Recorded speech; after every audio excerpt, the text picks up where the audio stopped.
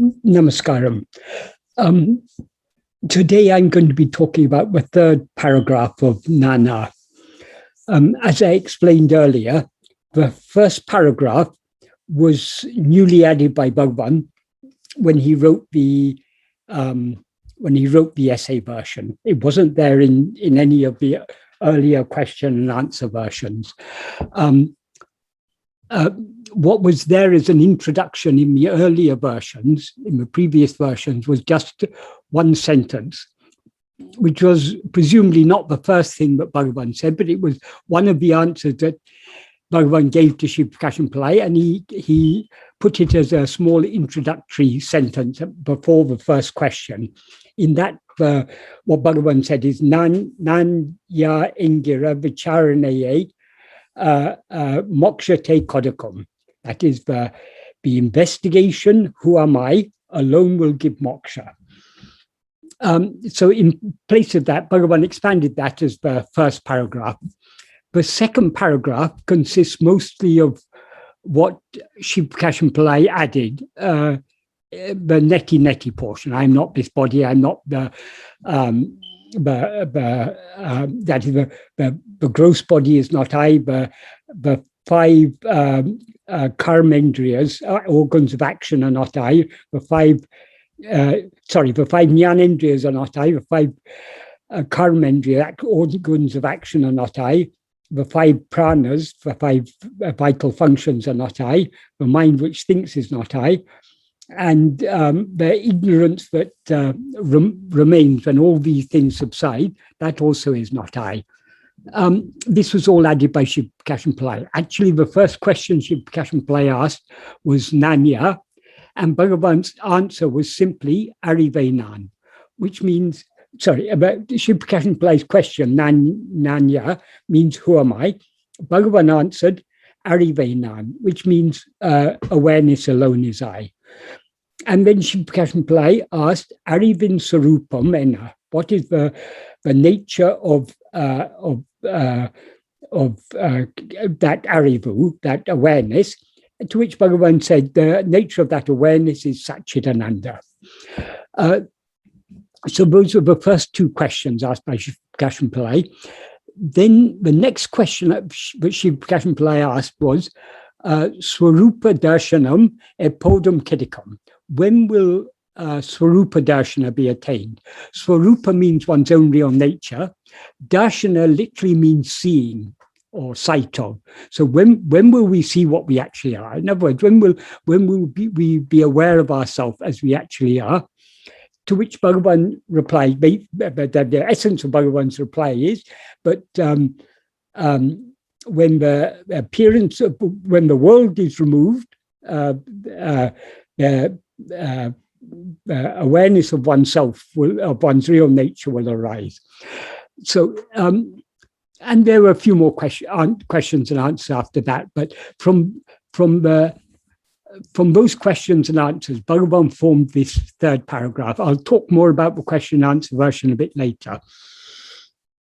This, in the third paragraph in the essay version, this is what Bhagavan wrote, and this paragraph contains some important refinements that Bhagavan made over what was recorded by Sri Prakasham Pillai, which again I'll discuss later. But first I'll deal with the third paragraph. This third paragraph consists of just two sentences. For anyone who doesn't have it, I pasted this in the comments. So the first sentence I put in one comment, and the second sentence in another comment. So the first sentence, what Bhagavan says is, sarva aṟiviṛkum, sarva toṛiṛkum, kāraṇam āhiya, maṇam, aḍaṅgiṇāl, jaga-diruṣṭi nīṅgum. What that means is, if the mind, which is the cause for all awareness and all activity, ceases or subsides, jagad-dṛṣṭi will be dispelled. Jagad-dṛṣṭi means the perception of the world. So the perception of the world will depart or be dispelled or will cease if the mind, which is the cause for all awareness and for all activity, ceases. what does Bhagavan mean here when he said that the mind is the cause for all awareness and all activity? The word he uses here for awareness is aṟiviṛkum, which can mean awareness, it can mean knowledge. So the mind, which is the cause for all awareness or all knowledge, and for all activity. In what sense is the mind the cause for all these things? That is, the aṟiviṛkum, or awareness, that Bhagavan is talking about here is obviously not the aṟiviṛkum that he referred to in answer to the first question when he said, but awareness alone is I, because in his answer to the second question, he said, the nature of that awareness is Satchidananda. So Bhagavan isn't saying here that the mind is the cause for Satchidananda. He's using awareness here, the same word, aṟiviṛkum, but in a different sense. Here, the awareness he's referring to here is awareness of things other than ourselves. He doesn't say that explicitly, but it's implicit there, because the nature of the mind is to be always aware of things other than itself. So when he said the mind is the cause for all awareness, he means for all awareness of things other than itself, other than ourselves. And he also says it's the cause for all activity. The reason for this is, here Bhagavan is using the term mind in the sense of ego. That is, as Bhagavan explained in verse 18 of Upadesha, that Bhagavan didn't say it in so many words. Bhagavan put it in very brief form. What he said in verse 18 of Upadesha, I'll just read the basic verse, and then the meaning of the verse is, thoughts alone are mind. Of all, the thought called I alone is the root. What is called mind is I. What this means is, if we expand it a bit, is generally when we use the term mind, we use the term mind as a collective name for all thoughts. So the totality of all thoughts are what are called mind, in the sense in which the term mind is usually used. However, of all the thoughts that appear in the mind, the first thought, the root thought, is the thought called I. What Bhagavan refers to as the thought called I is ego. That is, ego is that the false awareness, I am this body. And that's what Bhagavan refers to as the thought called I. Why does he say it is a thought? There is only one I, but I in its pure original state is not a thought. It is the one absolute reality, the one ultimate reality. But ego is not just that pure I, it's that pure I mixed and conflated with adjuncts. So instead of being aware of ourselves as just I am, when we rise as ego, we're aware of ourselves as I am this body. In which the term body, as Bhagavan clarified in verse 5 of Ulladu, the term body means all the five sheaths. That's the physical form of the body, the prana, that's the life, the mind, the intellect, and the will. All these collectively, as one bundle, these are what constitute the body, because this is what we experience as I. That is, we refer to, though we make a distinction between body and mind in some contexts, we refer to both as I because we experience them collectively. We don't experience the body and mind as two different eyes. It's one and the same. That is, we identify both mind and body jointly as I. So as I say in this verse, Bhagavan says of all thoughts, the root thought is this thought called I. It is a thought. Why? Because though I in its pure condition, in its pure state, is not a thought, when it is mixed with adjuncts, or the adjuncts with which it is mixed, adjuncts here means the body, the five sheaths, are thoughts. So though there's an element of reality in ego, it's also got an unreal element, a thought element. So it is a thought as a mixed feeling, as a mixture of what is real and what is unreal. It is not real as such. So ego is just a thought. And of all thoughts, it's the first thought. Why is it the first thought? Because though it is a thought unlike all other thoughts, because all other thoughts are objects perceived by this first thought, I. So no other thought is aware of itself or aware of any other thing. Whereas this first thought called I, namely ego, is aware both of itself and of other things. This is the nature of ego. So ego is the only thought that is endowed with awareness. So though it's a thought unlike all other thoughts. Why is it endowed with awareness? Because it is a mixture of the adjuncts, namely the body and mind, the five sheaths, and what is real, namely that fundamental awareness I am. These two mixed and conflated together is what constitutes ego.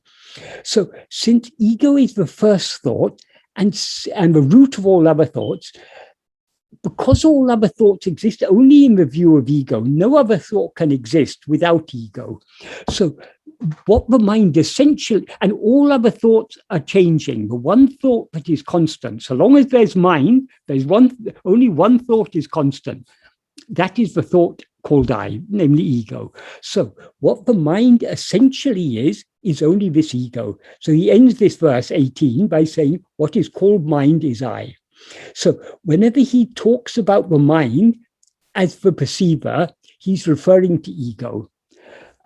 So coming back to this first sentence of the third paragraph, when he says the mind is the cause for all awareness and all activity, he's referring to what he means here by mind is ego. Ego is the cause for all awareness, meaning all awareness of things other than ourselves, because it is only in the view of ourself as ego that we are aware of other things. In sleep, ego subsides, and there's no awareness of anything other than ourselves. When ego rises and stands in waking and dream, and so long as there is ego, there is awareness of things other than ourselves. So ego is the cause for all awareness of things other than ourselves. And it's also the cause for all activity, because the first activity is our rising as ego. Only when we've risen as ego does this whole world appear and all activities seem to be occurring. So when ego doesn't rise, that is the state of just being, of our just being as we actually are. So in that state, there is no activity, no action of any kind whatsoever. It's just a state of being. But as soon as we rise as ego, we are caught up in activity, thinking, speaking, talking, walking, doing actions by mind, speech, and body, basically. So long as we rise as ego, we experience the mind that is a bundle of five sheaths as ourself. So any actions done by the body, the speech, or the mind are experienced by us as actions done by ourselves. That is what is sometimes called the sense of doership, kartrutva buddhi, is nothing but ego. Why? Because as ego, we always identify ourselves with these instruments of action, mind, speech, and body.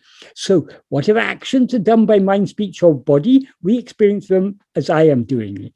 I am walking, I am running, I am working, I am talking, I am thinking.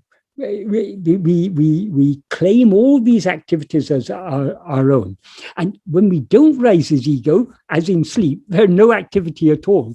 So the mind is the cause for all awareness of things other than ourselves and for all activity.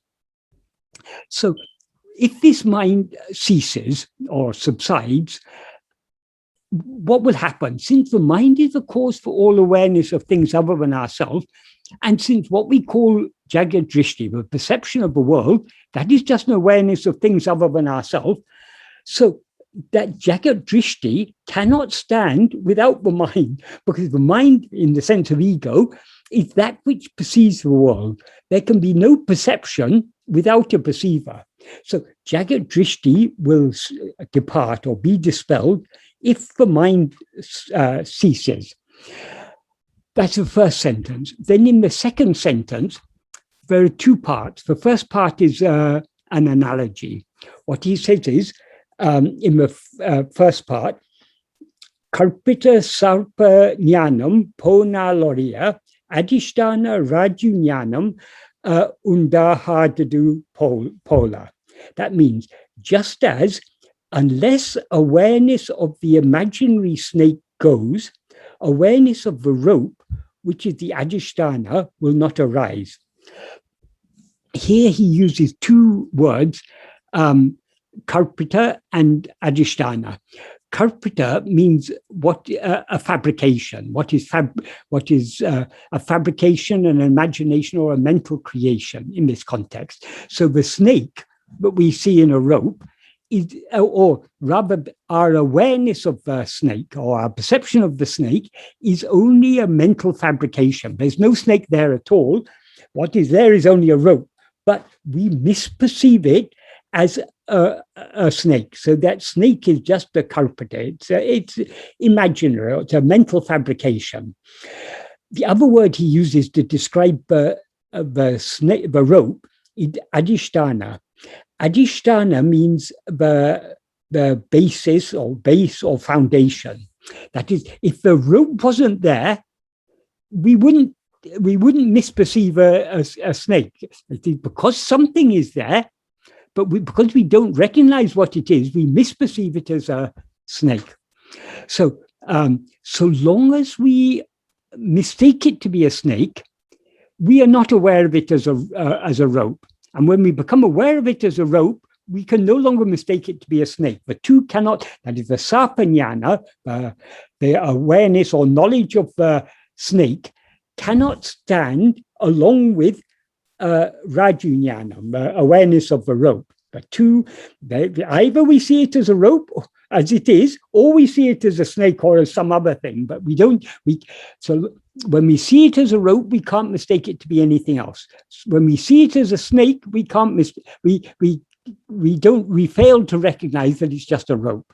So these two are incompatible unless the awareness of the snake ceases or goes. Awareness of the rope will not arise. That is, we cannot be aware of the rope so long as we mistake it to be a snake. So that is the first clause. That is an analogy. That is an analogy for what he says in the main part of the sentence.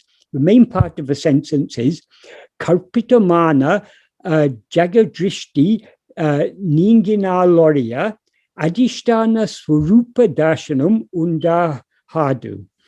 That means unless perception of the world, which is kaṛpita, that's a fabrication or imagination or mental creation, departs, sorūpa-darśaṇa will not arise. Sorūpa-darśaṇa, as I explained earlier, that means seeing one's real nature. In other words, being aware of ourselves as we actually are. And he explains that just like the snake is kaṛpita and a fabrication, and the rope is the adhiṣṭhāṇa, the basis. Likewise, the world is kaṛpita, a mere fabrication, a mental creation, and the svarupa, our own real nature, is adhiṣṭhāṇa. That is the base. That is what we are seeing as this world is nothing but our own real nature. And what is our real nature? Aṟiviṛkum, awareness alone is I. Awareness there means pure awareness, satchidananda. So what we actually are is only that pure awareness described as satchidananda. Satchidananda means it is, sat means it is what is, it is what actually exists. Chit means awareness, and ananda means happiness. That is when we're aware of ourselves just as we actually are. That is the state of perfect happiness. So that is the nature of svarupa. Svarupa is satchidananda, but it is one and indivisible and immutable and eternal and infinite. It has no limits. whereas we now see our own real nature as this world of multiple names and forms. This is like mistaking the rope to be a snake. So just as we cannot recognize the rope as a rope until we cease mistaking it to be a snake. That is, as soon as we recognize it's a rope, the imagination that it's a snake will disappear. As soon as we are aware of ourselves as we actually are, perception of the world will cease. This is a very, very important teaching of Bhagavan. Many people tend to fail to take notice of teachings like this, because for many people, they consider all this talk about the unreality of the world or everything, this is all theoretical. I'm only interested in the practice, some people say. But they fail to recognize whatever Bhagavan teaches us has practical significance. So when he teaches us about the unreality of the world, when he teaches us the world is a mere mental fabrication, he's teaching us this for a practical purpose. This is actually a very, very important teaching. And we can find, if we look here in Nāṉ Ār, that is, the first two paragraphs are preliminary. From this paragraph, it really gets down to the practical aspect of the teachings. What Bhagavan talks about in the third and fourth paragraph, the main topic, is that we cannot be aware of ourselves as we actually are so long as we see the world. So this actually has a huge practical significance if we understand Bhagavan's teachings correctly. The reason, as I say, as I explained earlier, it is because after Bhagavan had told Shiva Prakashan Pillai that awareness alone is I, and that the nature of that awareness is Satchidananda, the first question that Shiva Prakashan Pillai asked is, the first question after that is, when will sorūpa-darśaṇam, when will awareness of when will, basically sorūpa-darśaṇam means awareness of ourselves as we actually are. So when he asked, when will sorūpa-darśaṇam be obtained? That was the question he asked. So Bhagavan then said that when the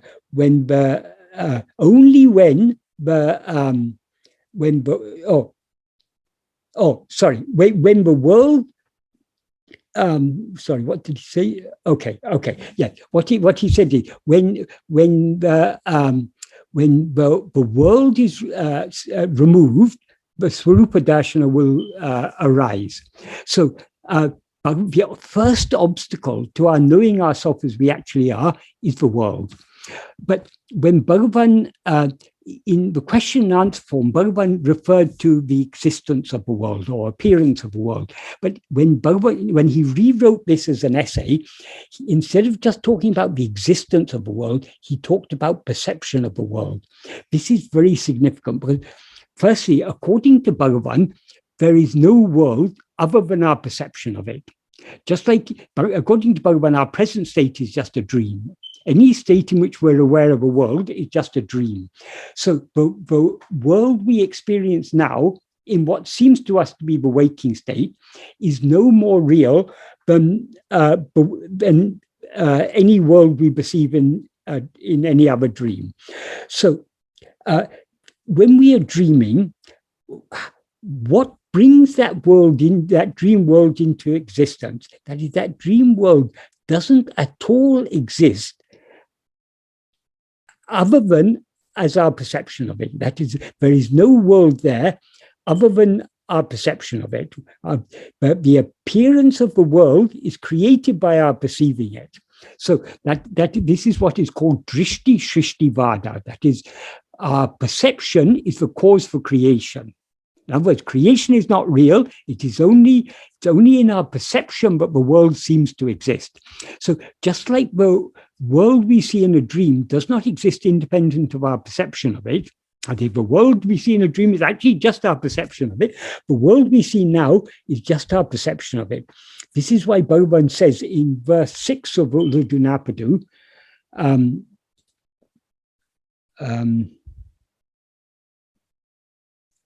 sorry, I'll just get the verse.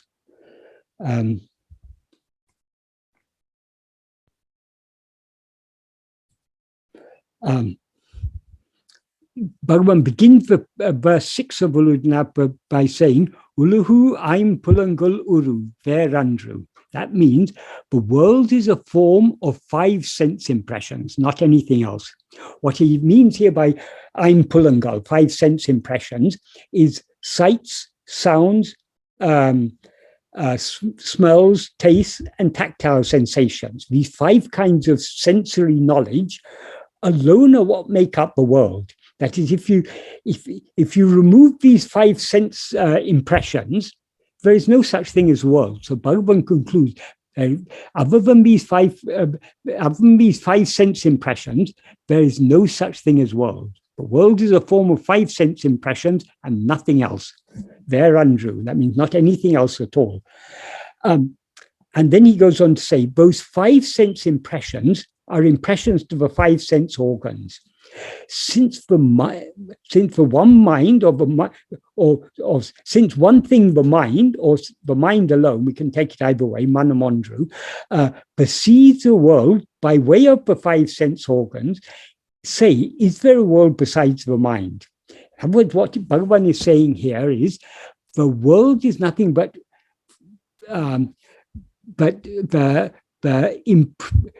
but 5 kinds of sensory impression: sight, sounds, tactile sensations, smells, and tastes. Other than that, there's no such thing as world. Since it is the mind alone, here again, Bhagavan is using the term mind in the sense of ego. Since the mind alone perceives the world by way of these 5 sense organs, is there a world besides the mind? That is, the world is something that is perceived. There can be, without perceiving, there is nothing perceived.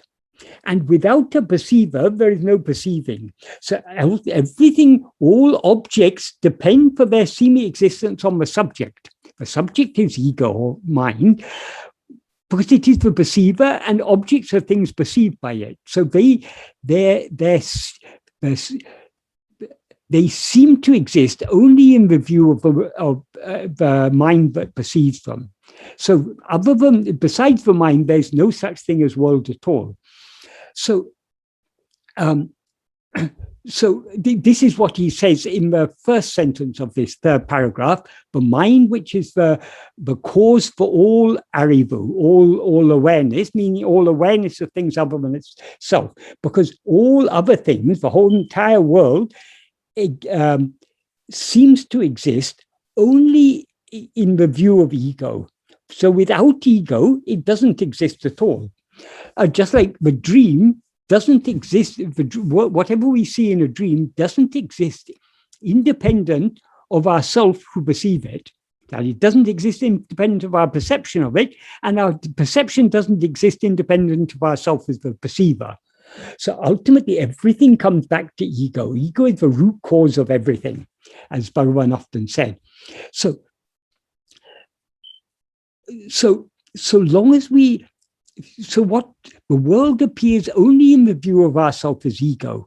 So long as we are seeing a world, we are in effect ego. That is, it's only as ego that we see the world. In other words, when we see a world, we are mistaking ourselves to be a body, because that is the nature of ego. Another very important teaching in Uludunapadu, in verse 4 of Uludunapadu, Bhagavan says, if oneself is a form, the world and God will be likewise. If oneself is not a form, who can see their forms and how? Can what is seen be otherwise than the eye that sees it? That's a way of saying, but as is the nature of the seer, so is the nature of what is seen. So if we mistake ourselves to be a form, we will see the world and God as a multitude of forms. If we recognize if we are not a form, that's if we recognize that our real, but what we actually are is formless, pure awareness, there will be no one there to see their forms, because only what Only that which is aware of itself as a form can be aware of other forms. This is a very, very important teaching, because from this we learn two things. That is, we learn a second important characteristic of ego. That is the basic characteristic of ego, as Bhagavan often pointed out. As ego, we're always aware of ourselves as I am this body. In other words, as ego, we always mistake ourselves to be the form of a body. And because we mistake ourselves to be the form of a body, we are consequently aware of other forms. So we are aware of the world only when we are aware of ourselves as a body. We can see this from our own experience. In waking and dream, we're aware of ourselves as a body. Not the same body in each state. That the body we now experience as I is different to the body we experience as I in a dream. And that body is different to this body. So they're not the same body, but we never rise as ego without mistaking ourselves to be a body. And because we mistake ourselves to be a body, because we are aware of ourselves as a form, we see everything else as forms. So the two defining characteristics of ego is, firstly, that as ego, we're always aware of ourselves as I am this body.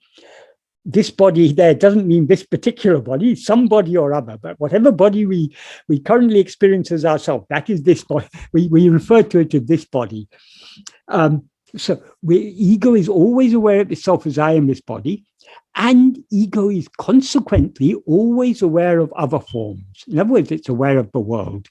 Both the world, the external world of physical phenomena, and the internal world of mental phenomena. That's all our thoughts, feelings, and so on. Bhagavan sometimes refers to those as the inner world. For example, in verse 6 of aṟiviṛkum, where he describes how the world is created like the projection of a film in a cinema. He refers to, he says in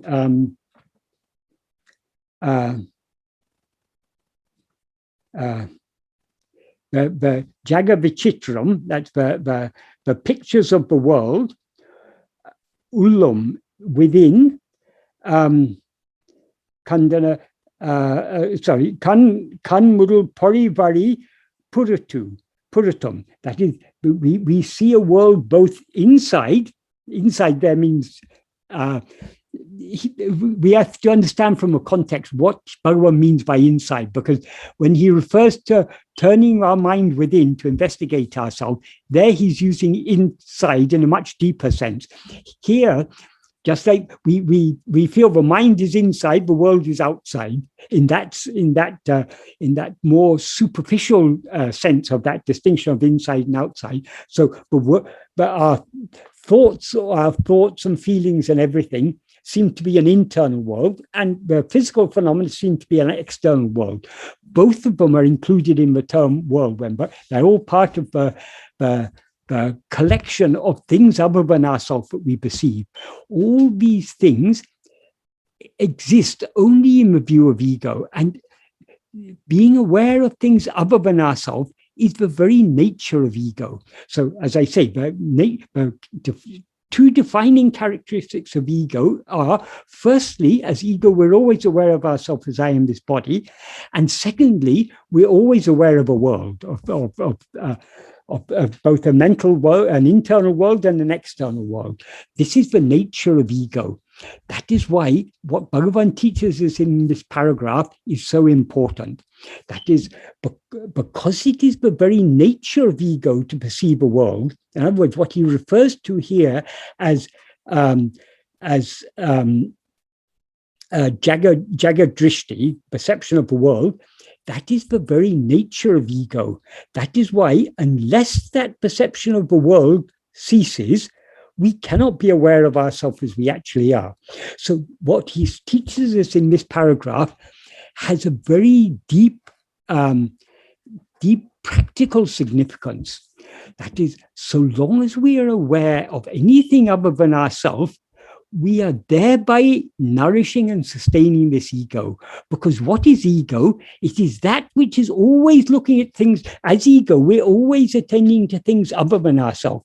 If we, as ego, try to turn our attention back to face ourselves alone, to see, who am I? What is this ego? Ego will thereby subside and dissolve back into its source. So we seem to be ego only when we're looking at other things. If we try to look at ourselves to see what is this ego, as Bhagavan says, it takes flight.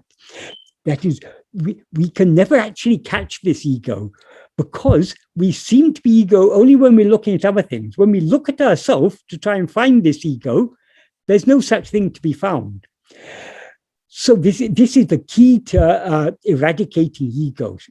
So long as we any form of spiritual practice that involves attending to anything other than ourselves, even if it be a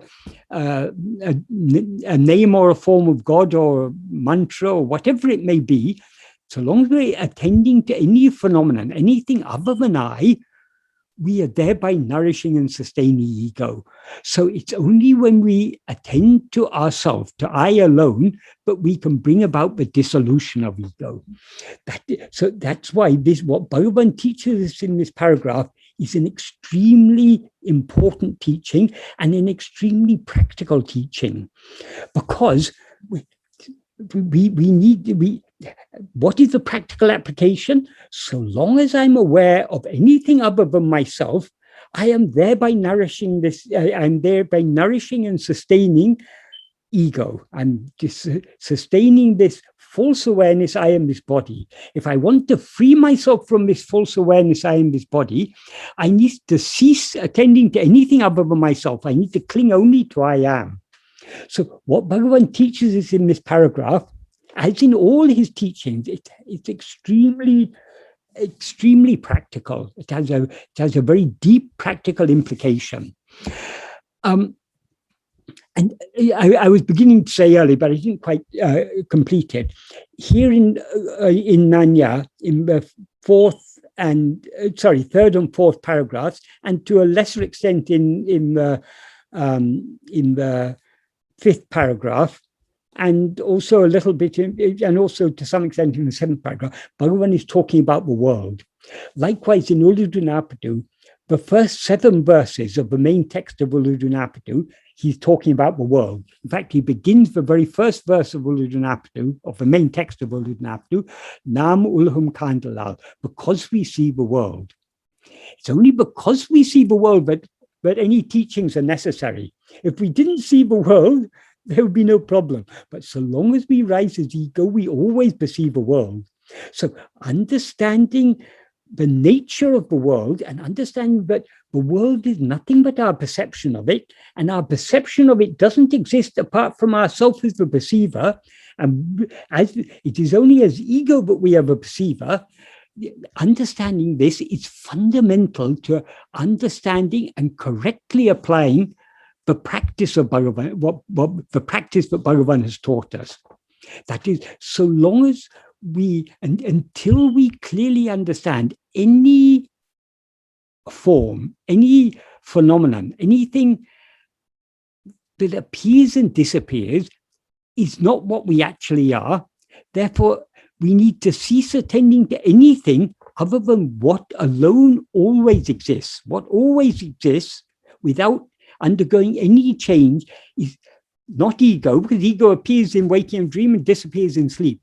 But the underlying basis of ego, that is, in ego is a mixed awareness, I am this body.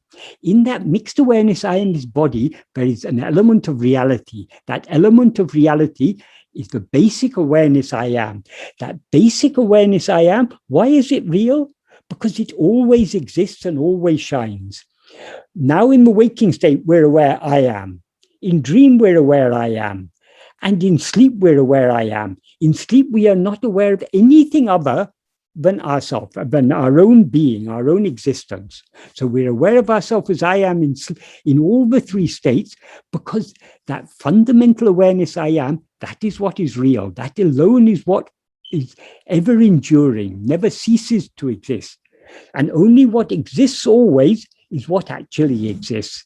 Anything that appears and disappears is not inherently existent. So it is borrowing its existence from something else. The whole world, it seems to exist, but it doesn't actually exist because it appears and disappears. So from where does it derive its seeming existence? Only from ego, the perceiver of it. That is, it's only in the view of ourself as ego that the world seems to exist. So the world derives its seeming, borrows its seeming existence from ourself as ego.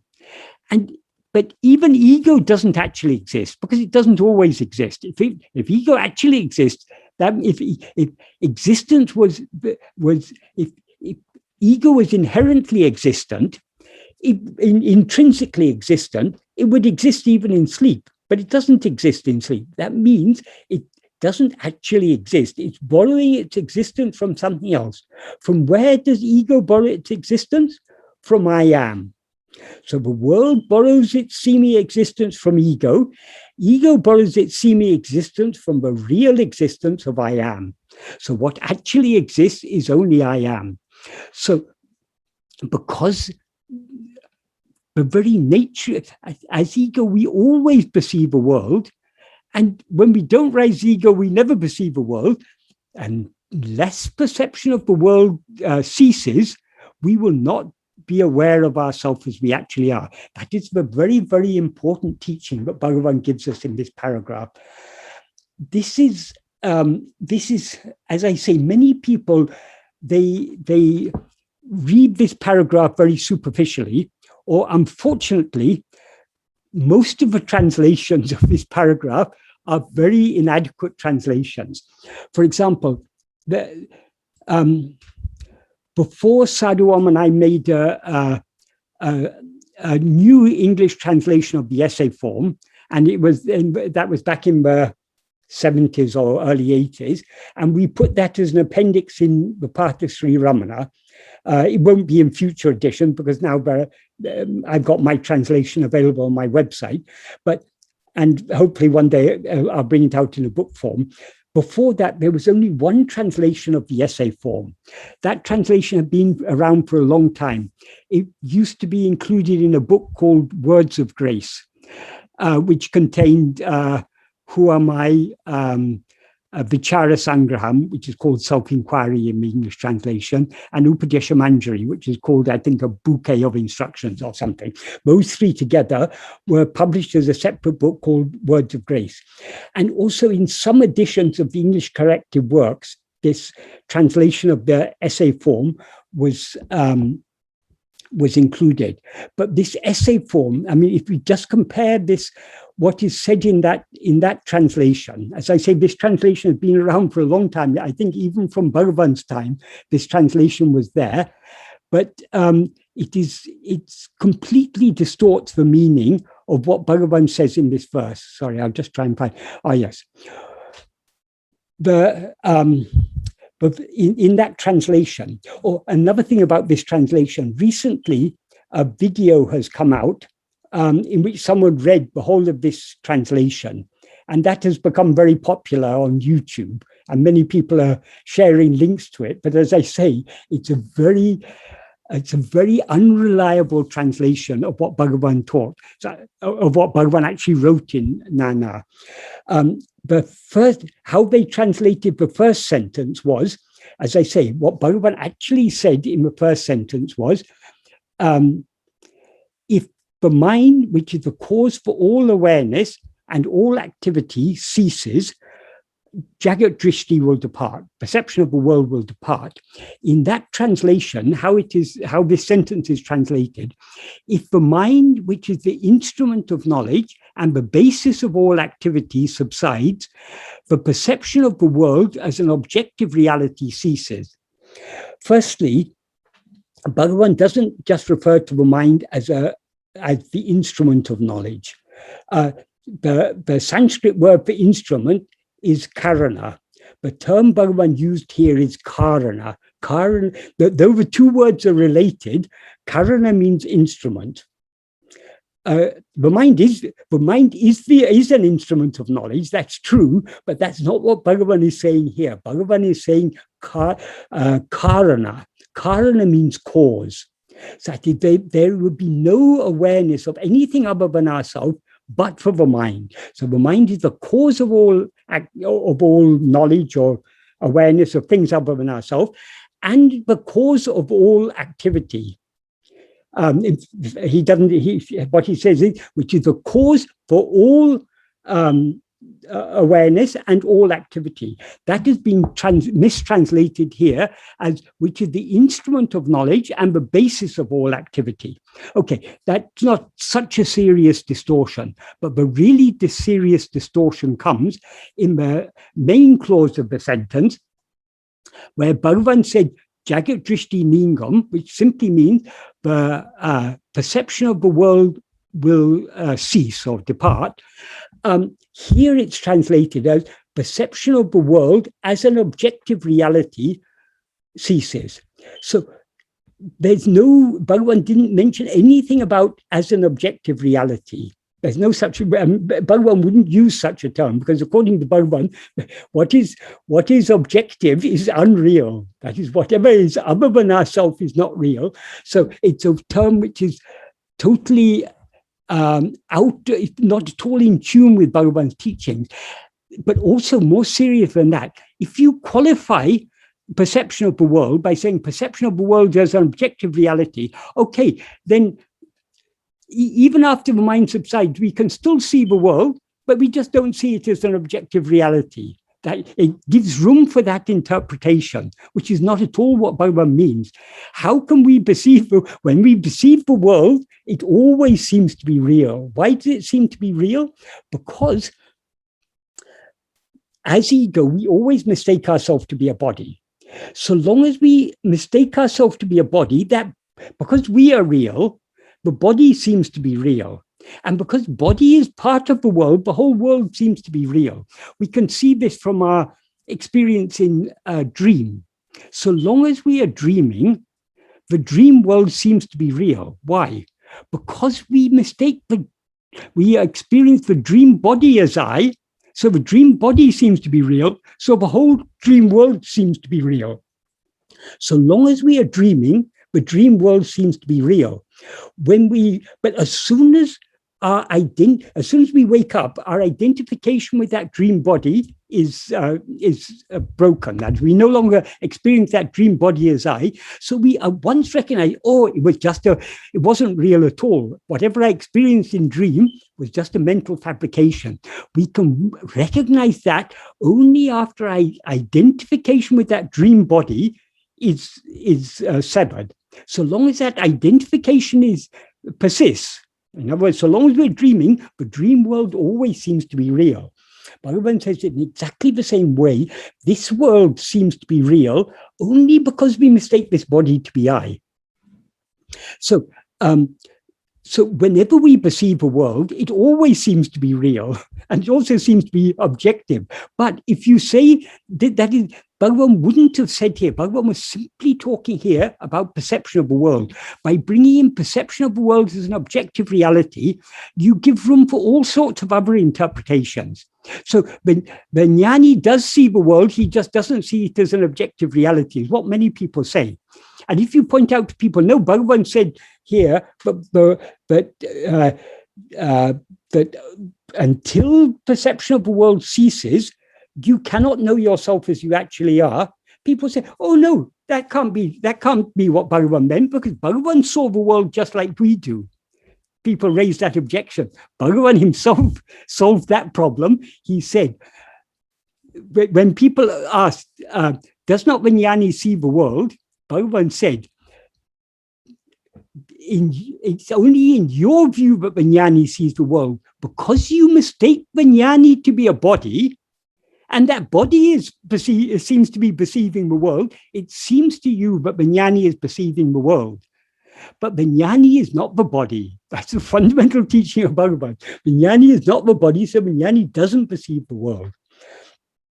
But this sort of translation gives room for all types, numerous kinds of misinterpretations. Then the next sentence, as I say, in Tamil, it's just one sentence, but in this English translation, it's split into two sentences. It's better always to try and keep one sentence as one sentence, but it's not a great, that's not a serious problem. But until we go into how it's translated, the first half of the sentence is translated as, unless the illusory perception of the serpent in the rope ceases, the rope on which the illusion is formed is not perceived as such. That is a very free translation. What actually Bhagavan said is, unless awareness of the imaginary snake goes, awareness of the rope, which is the basis of the adhiṣṭhāṉa, will not arise.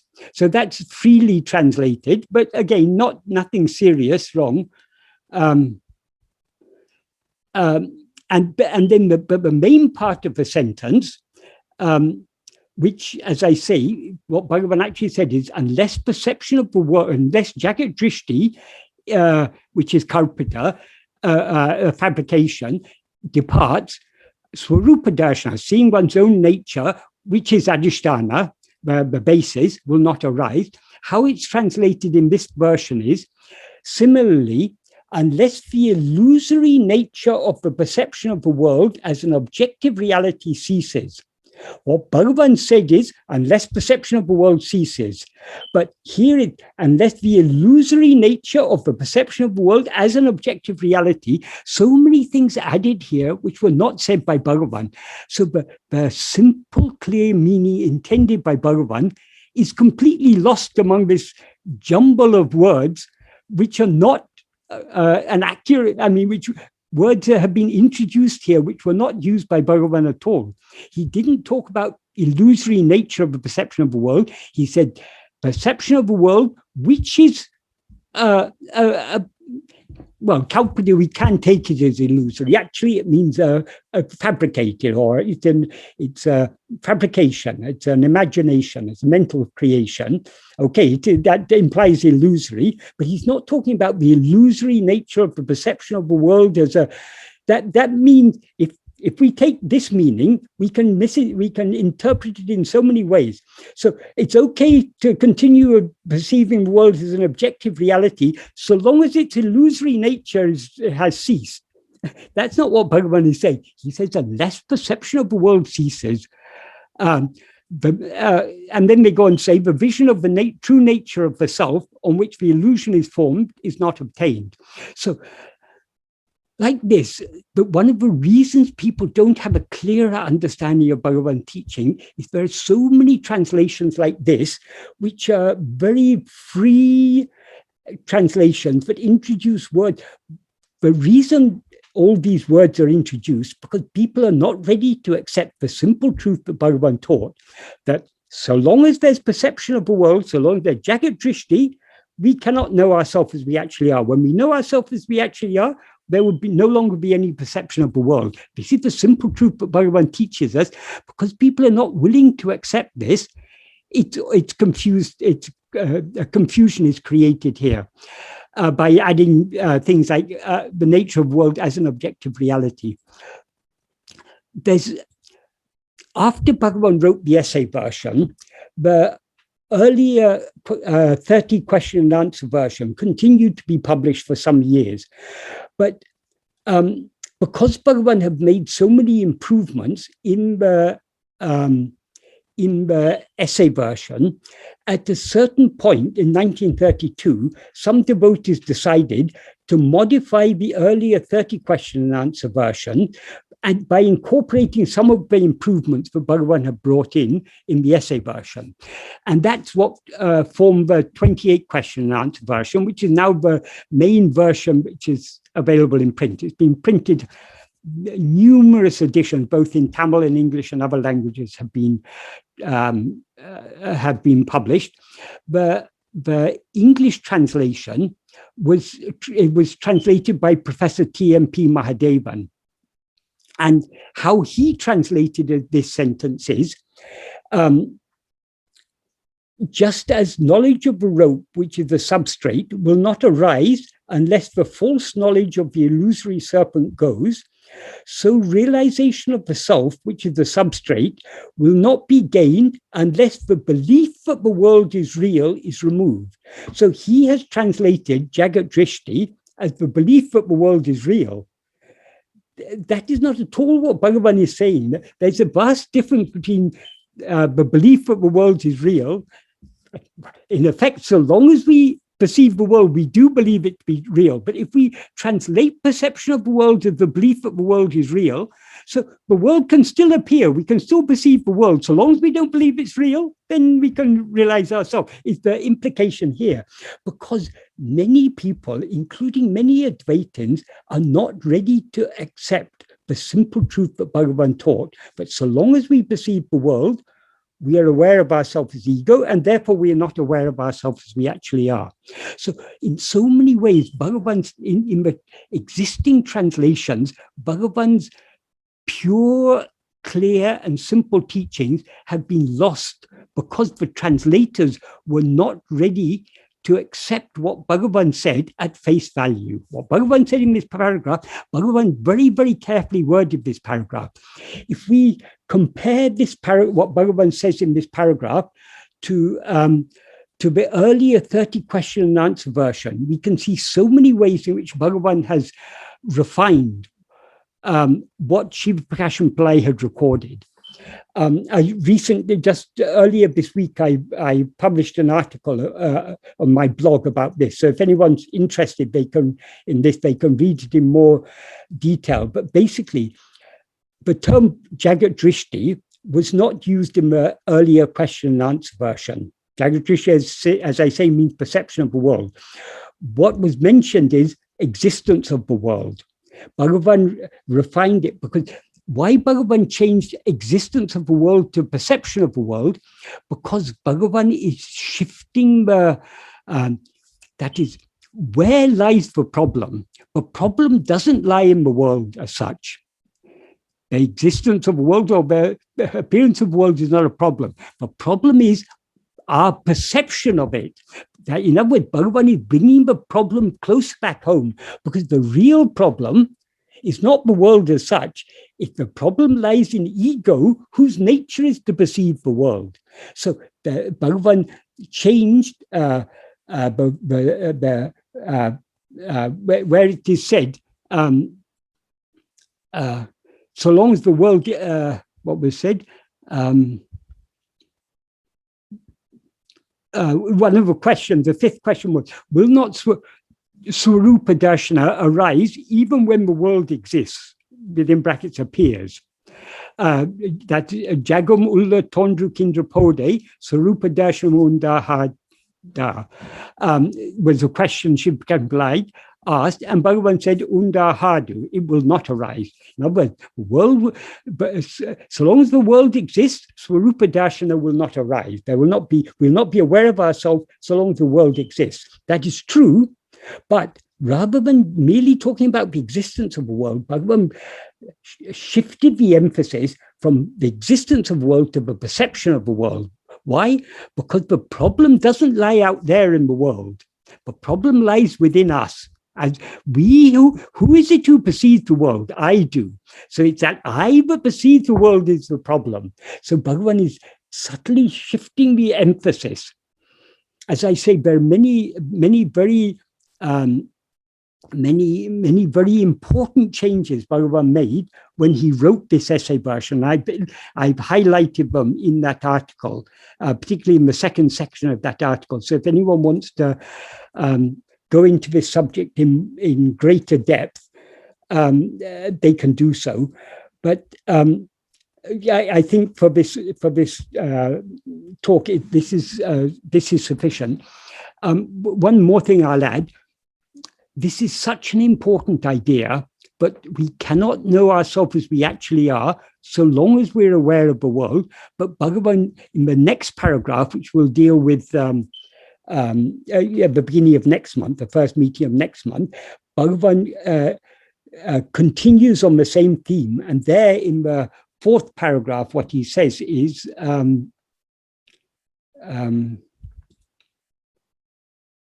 I mean, it's more explanatory, but in one place in the fourth paragraph, he says, maṇam atma sarupatinindru velivaram velipadam podu jagam tondram. When the mind comes out from Atma Sarupa, that's from the real nature of ourself, the world will appear. Āhiya jagam tondram podu sorūpam tondradu.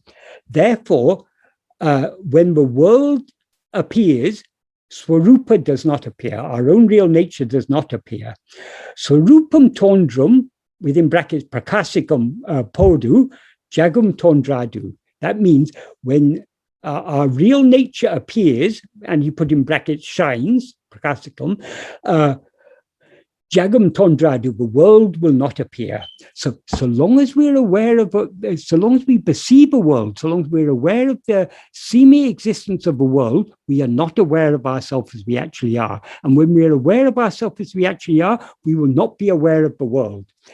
This is such an important teaching of Bhagavan and such a practical teaching, because we then understand, so long as we're aware of anything other than ourselves, what is aware of those other things is ego. So if we want to get rid of ego, we have to cease attending to anything other than ourselves. But merely ceasing to attend to other things is not sufficient, because every night when we fall asleep, we cease attending to other things. But we subside into sleep, which is just a state of manolaya, a temporary dissolution of mind. In order to bring about manonasa, the permanent dissolution or annihilation of the mind, destruction of the mind, we need to not only cease being aware of other things, we need to investigate ourselves. We need to have our attention not only needs to be withdrawn from other things, it needs to be turned back within and focused on ourselves. That is what he explains in so many other ways in later paragraphs. So these teachings that Bhagavan gives us, as I say, they're extremely important teachings, and they have a very deep practical significance. So it's important that we're clearly aware of what Bhagavan actually wrote in Tamil. We should be very wary of translations but add in explanations of their own. Belief in that the world is real, or perception of the world as an objective reality. This is not what Bhagavan said. He simply talked about perception of the world. So long as there's perception of the world, there's no sorūpa-darśaṇam. When sorūpa-darśaṇam, unless perception of the world ceases, sorūpa-darśaṇam will not arise. So there's a lot more I could say on this, but anyone who wants to go into this subject more deeply, I would recommend you read the latest article on my blog, because in that I've discussed this third paragraph in even greater depth, and I've compared it with what had been recorded in the earlier question and answer version, and to show how Bhagavan made very subtle but extremely significant changes when writing the essay version. So the only version of Nāṉ Ār we can rely upon entirely as Bhagavan's own words, what Bhagavan actually intended to convey, is the essay version. And unfortunately, the most popular and well-known translation of the essay version is a hopelessly inaccurate translation. It is a very free translation and adds in so many things that are not there and that conceal the clear meaning intended by Bhagavan. So if anyone would like to ask any questions on this.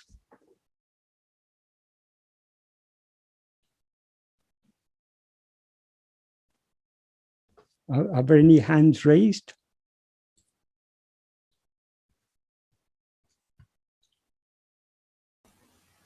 No hands, I think. Oh, I have silenced everyone. I hope my explanation wasn't too heavy, but it is an extremely important paragraph to understand what Bhagavan is actually meaning to say here and why he's saying it.